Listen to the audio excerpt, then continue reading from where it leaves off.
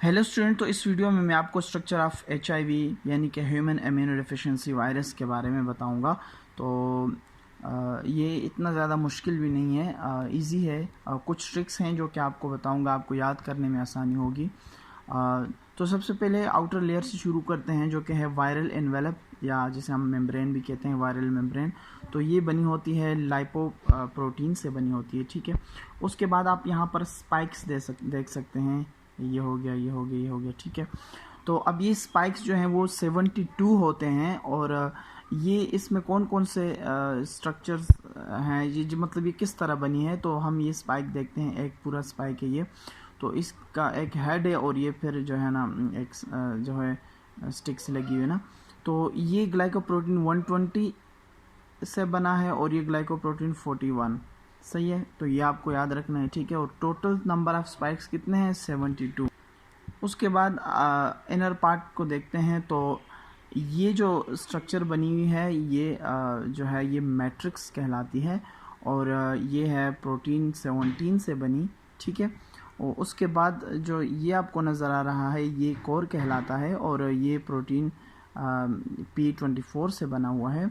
और उसके बाद आप इंटरनल बिल्कुल जो है बिल्कुल अंदर ही आप जब देखते हैं, तो आपको यहाँ पर 3 किस्म के एंजाइम नज़र आते हैं, और उसके अलावा 2 आइडेंटिकल RNA स्ट्रैंड्स नज़र आ रहे हैं। तो हमें ये बात पता है कि जो HIV है, ह्यूमन इम्यूनो डेफिशिएंसी वायरस है, उसका जो जेनेटिक मटेरियल है ना, वो क्या है? वो RNA होता है, और RNA के 2 आइडेंटिकल स्ट्रैंड्स होते हैं, ठीक है।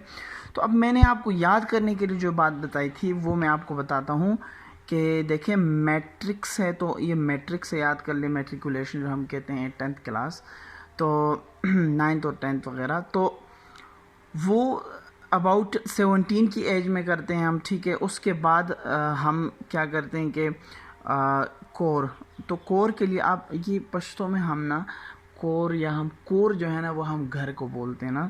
तो 24 साल की उम्र में आप घर बना रहे हैं बहुत आइडियल सी कंडीशन बता रहा हूँ। 17 की उम्र में मैट्रिक कर ली, 24 की उम्र में घर बना लिया, घर बनाने के बाद शादी की, तो शादी में फायरिंग करेंगे हम। तो ये जो कोर बना हुआ है ना, ये प्रोटीन 24 से, तो वो बुलेट शेप का होता है, तो ये इसलिए बुलेट शेप मैंने लिखी है। तो ये बस मैंने आपको याद करने के लिए बता दिया कि आप शादी करते हैं तो उसमें फिर फायरिंग करते हैं। बहुत ही आपको जो है ना बहुत इलॉजिकल सा ये लगेगा, बट मुझे अभी तक याद है, पिछले 4-5 सालों से, तो इसी तरीके से याद है ये। तो मैं भी ये ट्रिक आपके लिए काम करे, बट आपने मेजरली इन्फॉर्मेशन को देखना है। फिर आपके पास है 3 किस्म के एंजाइम। तो ये तो बहुत ही आसान है, मतलब कि RIP से आप याद रख सकते हैं, तो रेस्ट इन पीस। तो बस HIV जिसको होगा, तो फिर वो उसने बहुत जल्दी रेस्ट इन पीस हो जाना है।